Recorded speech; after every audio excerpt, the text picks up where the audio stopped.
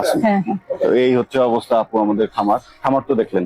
জি, আপনার খামারটা অনেক সুন্দর এবং গুছানো। জি ও মাই গড, বাইরে তো এতক্ষণ দেখলাম আমরা টেম্পারেচার মেবি 30 ডিগ্রি সেলসিয়াস জি ছিল, কিন্তু খামারে আপনার এই শেডের মধ্যে ঢোকার সাথে সাথে দেখছি ওয়েদারটা অনেক ঠান্ডা। জি। কারণ আপনি কি? আমাদের এই জায়গাটাতে যদি আপনি দেখেন যে আমাদের এই শেডটার যে হাইট, হ্যাঁ আমাদের হাইটটা মিনিমাম আমরা চেষ্টা করেছি দুই সাইডে এয়ার সার্কুলেশন ঠিক রাখার জন্য মিনিমাম 10 ফিট করে হাইট দেওয়ার জন্য। দুই সাইডে ওপেন, আমার ওপেন এরিয়া। এবং আপনি যদি খেয়াল করেন আমার দক্ষিণ সাইড এবং উত্তর সাইড, আমার সার্কুলেশনটা হচ্ছে দক্ষিণ এবং উত্তরে। এইটা একটা কারণ।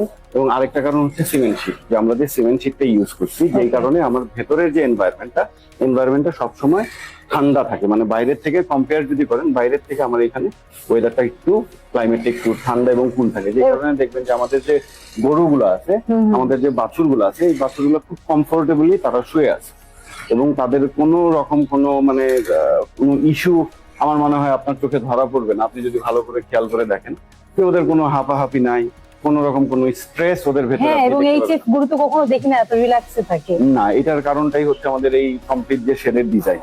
তো এই শেডের ডিজাইন গুলাও কিন্তু করতে আমাদেরকে অনেক মানে অনেক সময় ব্যয় করতে হয়েছে। আমাদের যিনি এমডি স্যার, বেসিক্যালি আমি বারবার বলতে ওনার নামটাই আসতেছে, কারণ হচ্ছে যে আমরা যা কিছু ইমপ্লিমেন্ট করছি, আমাদের যদি আর&ডি এর হেড বলেন, আমাদের আর&ডি হেডেড বাই আওয়ার এমডি, ওনার কাছ থেকেই আমাদের সবকিছু শেখা এবং জানা।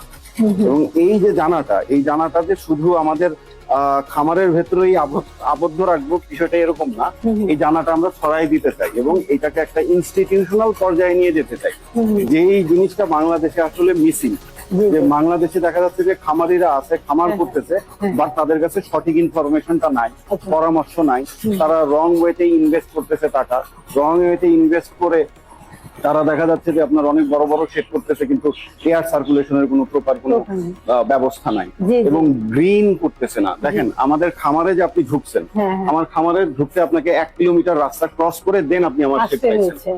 আর এছাড়া আপনি দেখবেন যে যারাই শেড করতেছে দরজা খুলেই গরুর শেড।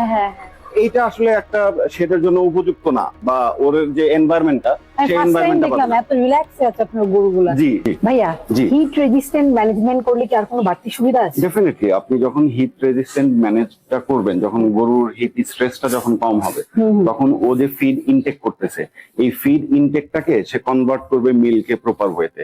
এটার ওয়েস্ট কম হবে, ওর ফিড কনজাম্পশন প্রপার থাকবে, ওর স্ট্রেস কম থাকবে, ওর যে হেলথের যে ইস্যুগুলা মানে ইলনেস যদি বলেন সেইটা কম হবে, ওর ইমিউনিটি পাওয়ার বাড়বে।